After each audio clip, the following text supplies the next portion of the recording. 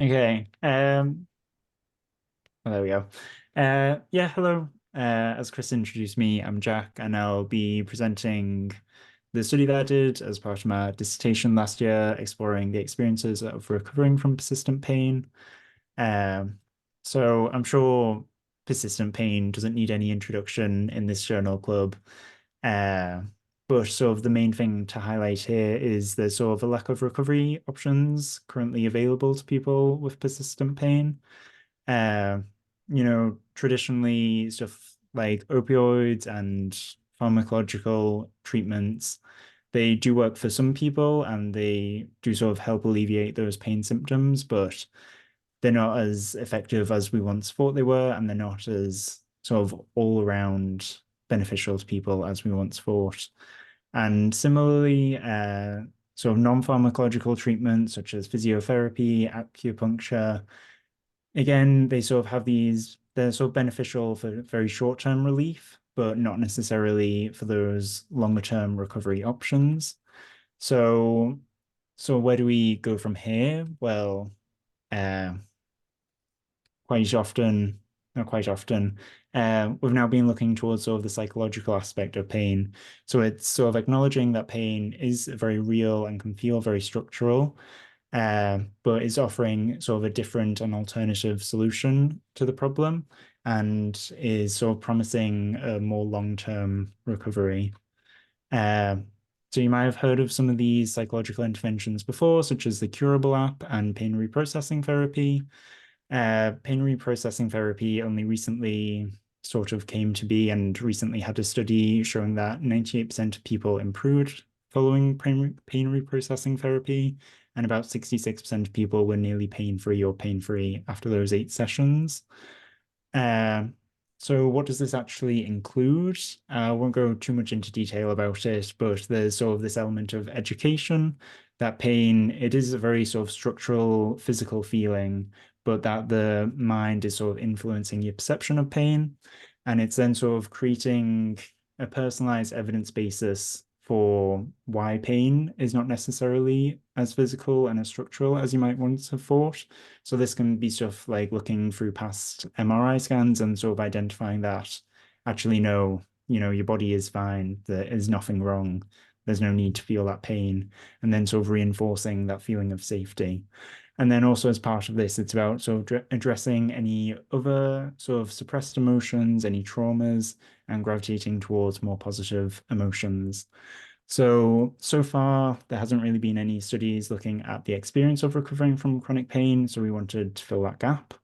So as Chris sort of introduced earlier, we did some semi-structured interviews. These lasted for about 45 minutes, and they explored people's experiences of persistent pain, the process of recovering, and what it's like to be recovered. We did this with 6 different participants. They had experienced pain in varying locations, and they had persistent pain for varying amount of years and varying amount of time since having recovered. And they used a variety of different methods, such as curable, pain reprocessing therapy, and some other methods, such as journaling. And then we analyzed all of this using IPA analysis, which is essentially a fancy way for saying we looked at the themes within each interview and then looked for common themes throughout all of these interviews. And that's the sort of results I'm going to be presenting today. I've picked out sort of 3 main themes throughout the interviews, and we'll sort of go through each of them and the sub-themes more in depth. We're hoping to get this research published eventually. So maybe splitting into 2 different papers. So I've sort of picked a few themes from each paper to sort of hopefully make an interesting talk for you all today. So the first theme is differences in the meaning of recovery. And this talks a lot about what it means to actually be recovered, different people's perceptions of it, and sort of common factors throughout. So a lot of people refer to being recovered from chronic pain differently. For Ella here, she talks about sort of not being completely pain-free, but she's able to have a lot more functional capacity and a lot higher quality of life. And she talks about sort of recovery to her means this improved quality of life. And a lot of other participants echoed that as well. And then on the flip side of that, Catherine, who is pain-free, talks about there being a difference between people who see improvements and people who are sort of completely recovered, and focusing on that work of processing emotions and sort of a shift in awareness. And that to her is what recovery means. And interestingly, that does sort of link back to what I was saying earlier about sort of the processing of sort of suppressed emotions and trauma as part of recovery in those psychological interventions. Uh, and then sort of another common theme throughout recovery is that sort of feeling of doubt that you might experience, especially in those sort of early stages of recovery, where, sort of you might get a pain flare up and you sort of think, oh, actually, no, I am broken. And, oh, my back is actually in pain, as Scott's saying here, sort of talking about he had to go back to the journaling and go back to the intervention and sort of really work through some of those residual pains that he was experiencing. And sort of the whole idea that recovery, there's not necessarily a, end point of, oh, you're recovered now, but actually there's sort of that sort of space after where you still have to do that work of working through the pain and that sort of constant process. And then interestingly, throughout the interviews, a lot of people also reported doubting that they actually were recovered.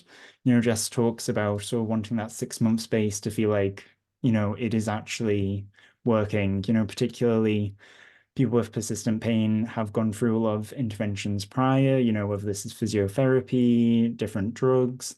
And so the shock of, oh, actually, I've done the psychological intervention and I am recovered, is something sort of quite shocking and something that people doubt. And Molly also sort of reiterates this, saying that she didn't want to tell anyone in case the pain did suddenly come back. And then Scott also talks again about sort of this experimentation in those initial stages of recovery, sort of when his back pain was being alleviated, he would still sort of go for a run, maybe run for 30 seconds, run for 5 minutes, 20 minutes, and sort of that constant checking. And quite a few participants did this where, again, sort of in those initial stages, you're sort of feeling it out and trying to decipher if this is going to be sort of like a longevity to the recovery this time around. And then sort of the final sub-theme is about pain no longer being threatening. And this was sort of very, very common throughout all of the interviews, that people through recovery were feeling like their sort of perception and relationship with pain was changing. Ella talks about even when she does get the pain, it doesn't scare her. And Jess is talking about, it's not frightening anymore. The fear's gone. And I thought that was sort of a very pivotal part to a lot of people's recovery journeys, is that feeling of, oh, actually, I may still have pain, I may still get pain flare-ups, but the relationship with pain has changed. And I think that was sort of a major theme that came throughout. So again, just to sort of summarize this first theme, there's a lot of different definitions of recovery, and I don't think through this study alone we can sort of say there's any one final definition. But I think this whole idea that actually people's perceptions of recovery is different, but there are sort of a few common factors throughout, particularly that feeling of safety and that lack of fear of pain at the end of recovery. So now sort of going on to our second theme, which will be about recovery is possible and life-changing. So this is going to be talking a lot about the positives of recovery and how transformative recovery can be in people's lives, and also how this may affect relationships. So these are just sort of a few feel-good quotes that I thought were sort of very happy to hear and sort of showcase the joy of recovering. So Abby talks about it being a complete moment of joy, very satisfying, very joyful. And Abby actually doesn't consider herself to be pain-free, but does consider herself to be recovered. And I think it's very striking to me that even, still having some pain left over, there can still be so much joy felt from sort of the functional and quality of life improvements that come through during a psychological intervention and recovering. Um, and then Jess talks about sort of getting her life back and sort of a switch in worldview, talking about sort of even on a rainy day, the sun is shining and that hope and joy and gratitude for life. And then Catherine talks about sort of gaining a sense of purpose through recovery and how meaningful recovery is to her and how she's able to do so much more now. Uh, and then Jess talks about, oh, pardon me, sort of getting your life back, being a regular person. It's not just, it's not just sort of the positives that come into your life, but it's also the way that recovery changes your life. Um, you for some people, you go from sort of being sort of unemployed, not really capable of doing much, not capable of leaving your house much, to now you can get back out there and you can start doing the things that you like and you can sort of be a regular person. You're sort of exiting that survival mode. And then Catherine also talks about, it doesn't just change her outward life, the fact that she left her job, she left her partner, but also it changes the way that you see life. And recovery is so much more than just sort of pain and that sort of one factor. It's also about your emotions, your life, your relationship, and it's sort of a very holistic experience. And it's all that being freed from the restraints of your life and reconceptualizing what your life is and what you can do with it. Um, and then Abby again also talks about that sort of freedom and not feeling restrained by your body anymore. Abby talks here about being able to go for a 2 hour walk that she never would have dreamt of being able to do sort of before recovery. And I think again that's just very striking to me how much freedom and how your life sort of opens up following recovery and sort of the pure joy that comes with that. And then on the flip side, uh, recovery does also alter your relationships, whether that be for the better or for the worse. We have two quotes here, one from Scott talking about getting back in touch with some old friends they used to have. Scott was sort of did a lot of hobbies before he developed persistent pain. And when he started getting that pain and had to sort of withdraw from those hobbies, such as football, he uh, sort of felt a bit isolated from his friends, but now upon recovery, he's sort of able to get back out there and start talking with his friends. But then on the flip side, Catherine actually left her partner because of recovery. Recovery, as we've said before, it's not just that pain that changes, it's also the emotional and the thoughts that changes as well. And sort of now being able to establish boundaries and sort of recognize when certain relationships are toxic and being able to sort of break those off can also be quite a powerful thing.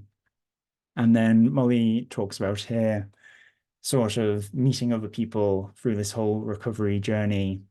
It's a very unique and unusual experience to recover from persistent pain, and she's able to connect with a lot of people in the pain community through this experience of recovery and make friendships with people.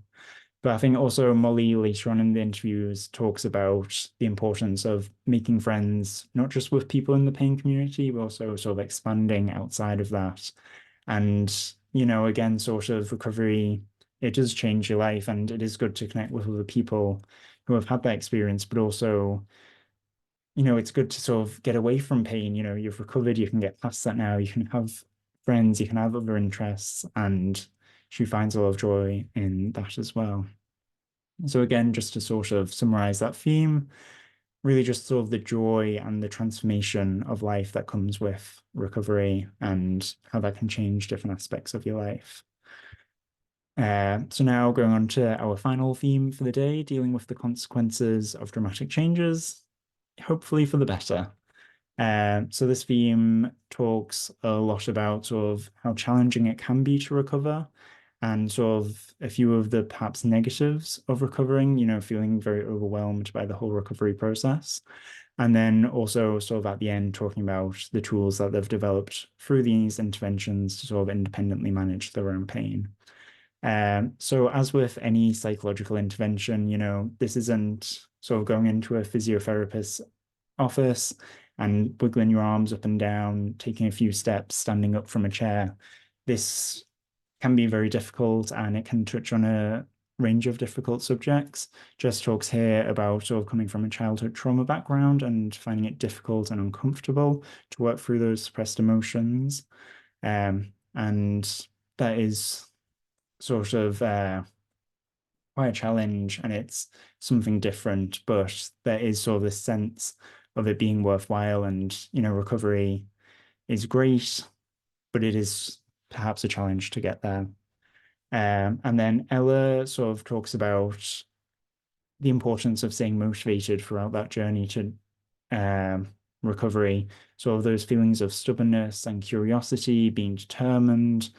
I really liked her quote here about, she likes music, going to gigs, she likes eating food.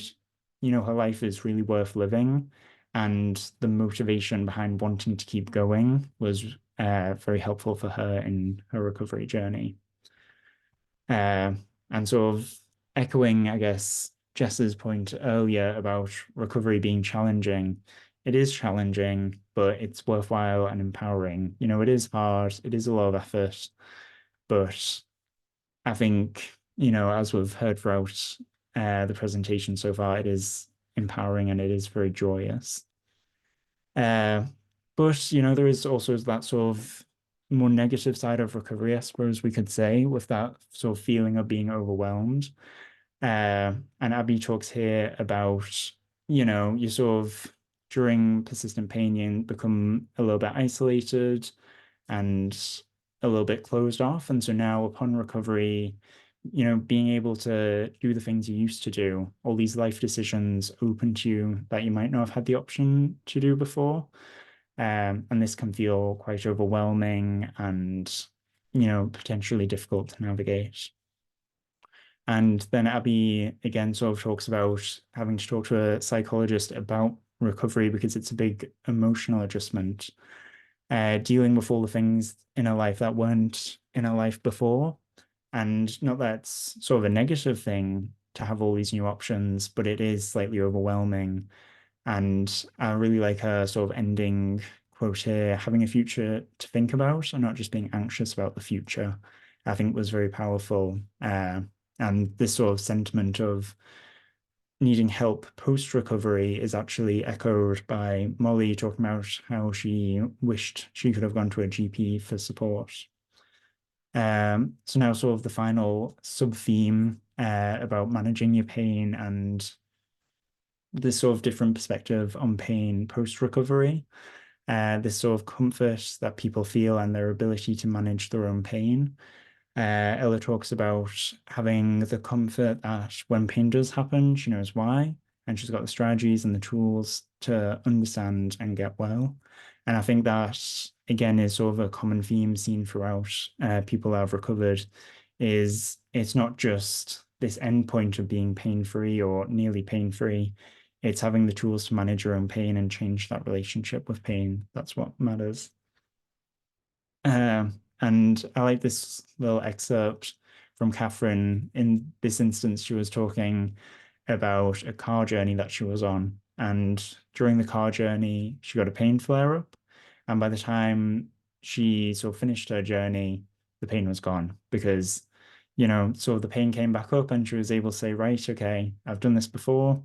I can talk myself through it.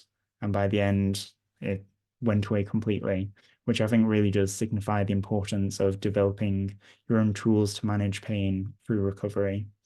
And then just to sort of conclude that theme is, there are a lot of challenges that come with recovery. It's not necessarily all, sunshine and rainbows, as the previous theme suggested, but it is still beneficial. And by developing your own tools and sort of having people that you can speak to about the problems that arise from recovery, it's can still be a very positive experience. It's just one that people perhaps need a little bit of support during. And that sort of comes to the end of my presentation. So I guess the sort of final takeaway points is that recovery is all about sort of changing that relationship with pain. It's possible, it's life-changing, it can be difficult, but it is definitely worth it. So yes, thank you for listening, everyone. that's the end of the presentation. That's brilliant, Jack. Thank you ever so much. I'll just Thank you. the recording if you stop your stop the recording. There we go. Yeah.